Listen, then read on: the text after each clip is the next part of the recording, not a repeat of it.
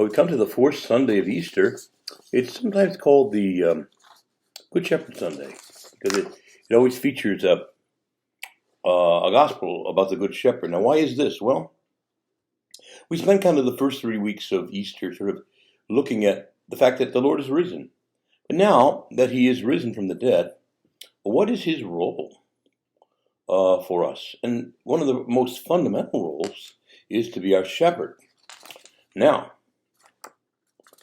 that is, we'll go ahead and title. You've heard my title on this before if you've been attending here or listening to these videos. You know, are you smarter than a sheep? We don't think of sheep as smart. We'll talk about that more in a moment. But you know, it's interesting. If the Lord is our shepherd, that means we're his flock or his sheep. Now, I don't know about you, but you want to get a little indignant with me? Come on. Get a little indignant about this. You know, I mean, isn't the Lord's not comparing us to the majestic eagle, you know, or to beautiful gazelles, or swift and powerful horses, or mighty lions, or even clever dogs? You know, he's calling us his sheep. Sheep, really? Is that the best you got, Lord? So, you know, as I say, get a little indignant with me. I want to say, I'd like to look at 4 characteristics of sheep. 2 are kind of more on the negative side, indicating our real need for a shepherd, and the other 2 are more on the positive side, including that area where sheep are especially smart, that we often are not. Now, the first thing I want to say is that sheep are wayward. You know, without a shepherd, and you know, shepherds usually employ like sheepdogs, run around, kind of keep the flock kind of hemmed in and doesn't let anything get too far. I don't know if you've ever seen some videos, but you get on the YouTube thing there and you look up some of those videos about these sheepdogs. I mean, man, they run like lightning. They run all around the sheep. But just one signal from the shepherd, they will run around and bring in and hem in the flock and move them in a certain direction. And the shepherd's able to say, "No sheepdog," you know. So if Jesus is the shepherd, maybe what does that make me? Maybe a sheepdog. You know, as a shepherd or pastor of a flock, but it's the Lord's flock. Excuse me. Most of you heard last week I was ill, and I'm just out of bed a couple days with this crazy asthma. Anyway, so maybe I don't run like those sheepdogs, but anyway, you get the idea. Nevertheless, it's a powerful image, though, that sheep left to themselves, they're just wayward. They wander off and not even remember where home is. I mean, they wander off and into a pit.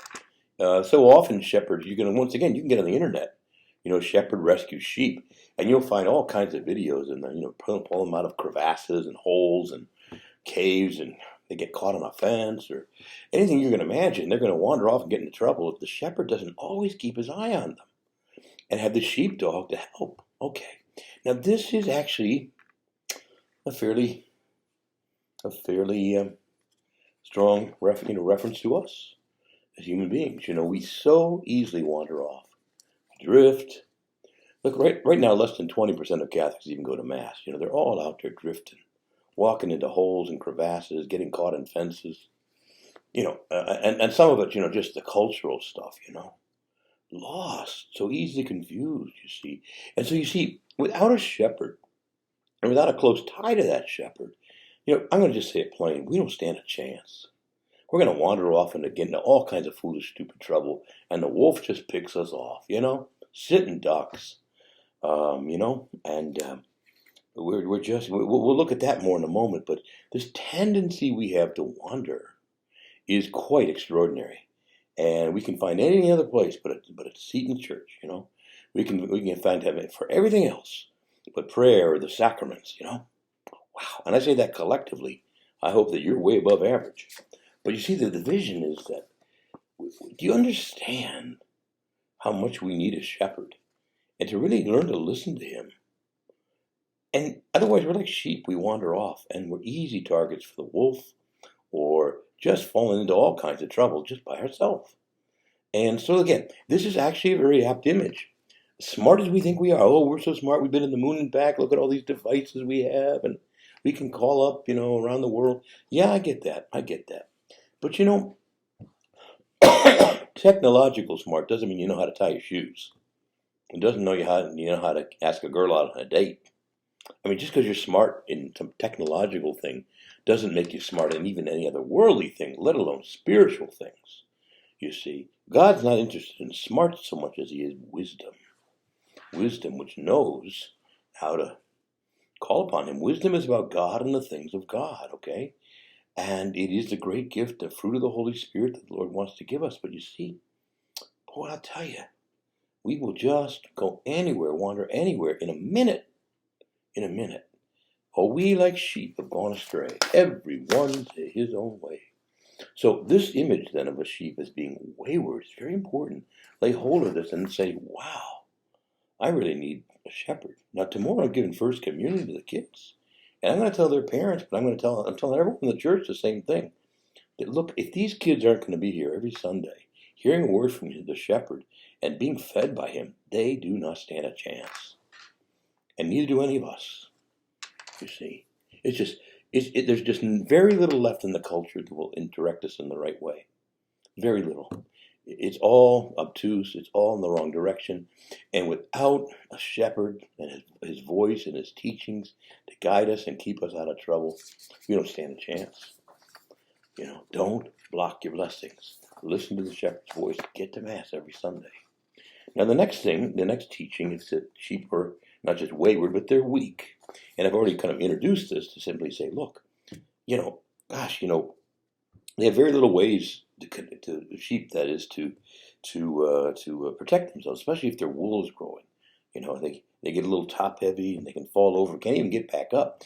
But mules, they can kick, cats can scratch, dogs can bite. But what do you call it? Snap. What do you call it? Rabbits can run away, and skunks, well, what they can do. So, but the old sheep just sits there, stands there, gets killed. Sees the wolf come, say, "Ooh," but it tries to trot off, but boom, gone. That quick. So again, weak, need a protection. They need a protection, you see. And so the Lord is saying here in the gospel today, again, how he wants to lead us into the sheep gate, the sheepfold, that protected area that's fenced, so that within there's green pasture, there's protection, there's the oversight of the flock, of the shepherd by the flock. We got oversight of the flock by the shepherd and his good old sheepdogs. But at the end of the day, outside that fence, again, all bets are off. All bets are off. Okay. So we start to see here, the Lord says, listen, I whoever enters through me will be saved. In other words, enters into the pasture through the sheep gate. He says, I'm the gate. I'm the way in to that place of safety here on earth, yes, but obviously that place of salvation in heaven. Okay, I better keep this brief with this thing going on, huh? So again, you'll come in and go out and you'll find pasture. See?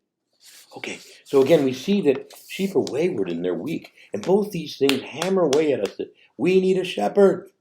We need the protection of the flock, but especially the protection of the shepherd, his teachings against all the error and confusion and foolishness. All his protection within the framework of the church, within the framework of the commandments. We need it all, you see? Okay.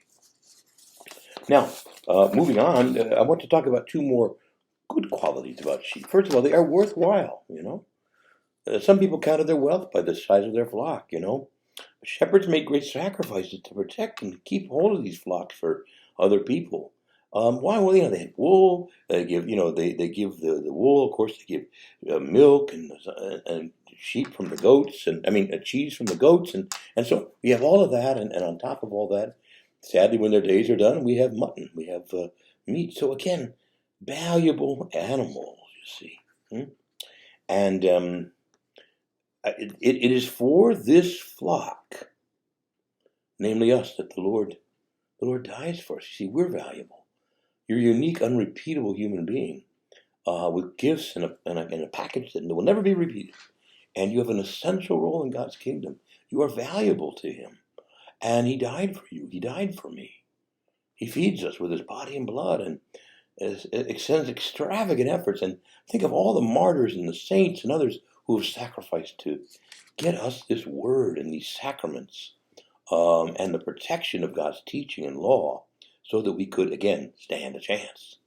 All right? So, the important thing here is, again, to note that sheep are worthwhile. Now, let's go to the last point, because I want to spend just a little more time on this one, and that is that sheep are wary.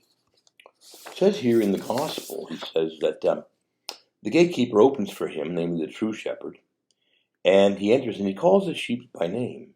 And when he's driven out all of his own, he walks ahead of them, and the sheep follow him.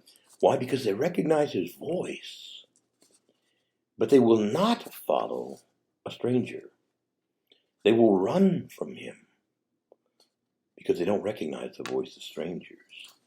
Now, again, we've seen how, yes, sheep are wayward. They are also weak, but they are worthwhile, and they're wary. And here comes that question, are you smarter than a sheep?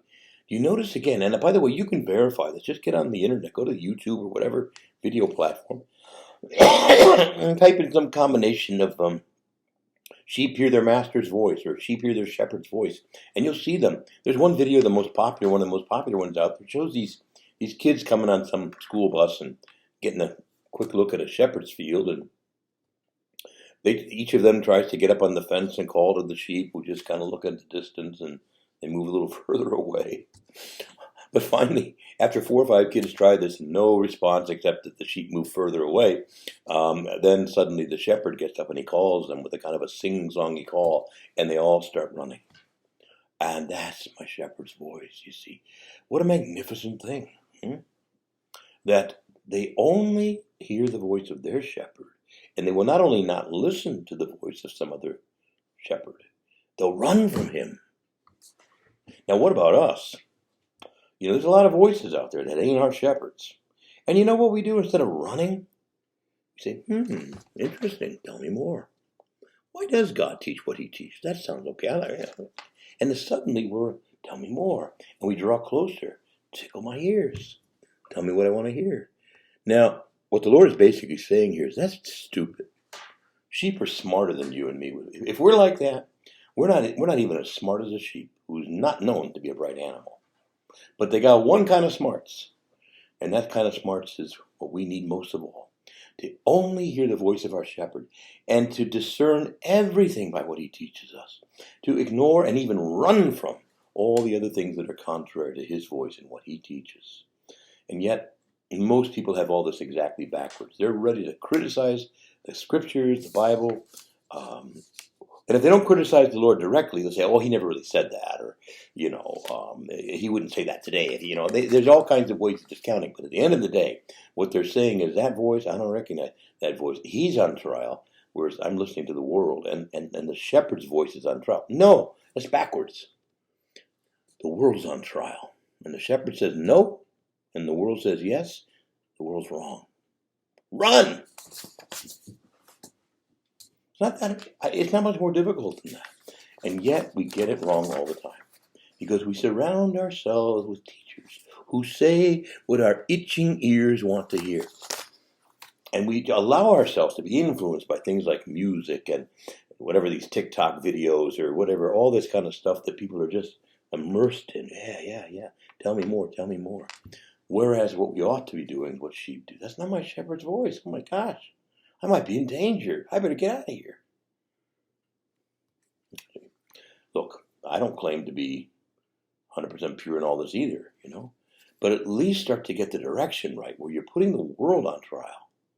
That is not the voice of God. When somebody says it's okay to do fill in the blank, some sin, it's not okay.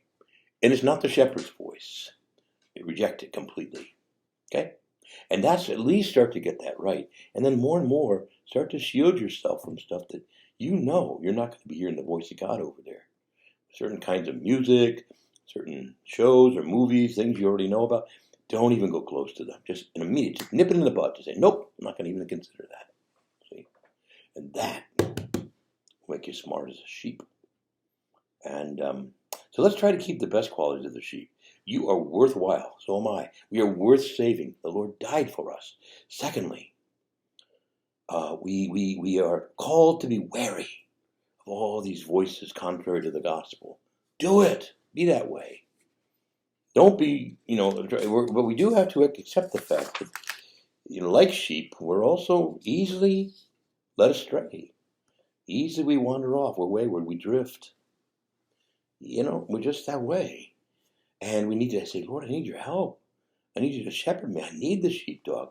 I need this crazy Father Pope and other priests and religious and other leaders in my life to kind of keep me from wandering over into a cliff or falling in a hole. And then on top of that, I know I'm weak, Lord. Boy, do I know it. And I need strength. I need your protection. So what is the protection God offers? The protection, if you will, the defending walls of his commandments, his teachings. And likewise, again, the defending wall of the church and good fellow Christians to keep watch over us, you see. And not just bishops and priests alive today, religious, but all the ones who come before. That 2,000 years worth of good teachers in the faith and the authors of the scriptures and just all the beautiful things God gives us. Get inside this protection. Stay there, you see. Because outside those walls, we're weak, man. We don't stand a chance. All right. Well, I think I made the point, so let's end here. Let's get into another coughing spell. So with all that in mind, just again, happy Good Shepherd Sunday. But remember, to say the Lord is my shepherd isn't just so much of a sing-songy kind of consoling thing. It's also a confession of faith. The Lord is my shepherd. I want to listen to other shepherds. If that's really true, why do you call me Lord, Lord? He says. And then you don't do what I tell you. Be like the wise man who built his house on rock. Floods came, couldn't destroy the house. It was on a solid rock. On the other hand, the fool builds their house on the shifting sands of ephemeral culture. Winds come, whole thing is destroyed. It's wiped out. Floods beat against the house, it's gone. So, are you wise or are you a fool? Are you smarter than a sheep? How about me? Good question to ask and answer honestly.